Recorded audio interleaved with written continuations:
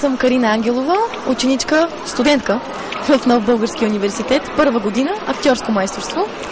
Аз написах своята идея, за да мога да бъда така разбрана от хората.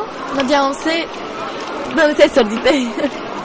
Значи идеята е следната, свързана с грижата за състояние на околната среда и здравето на хората.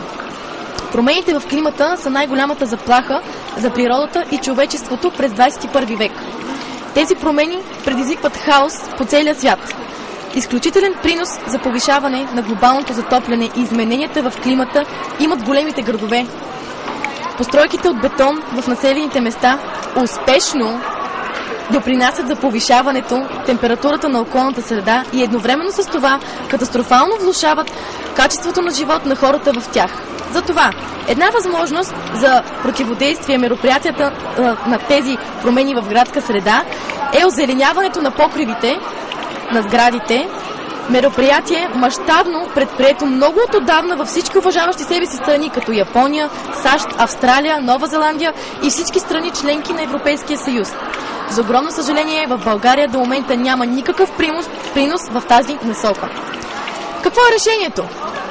Да се въведе със закон задължително 25% озеленяване покривите на сградите в населените места, като това задължение да бъде 100% за новостроящи се обществени сгради, министерства, молове, кина, общини, летища и други.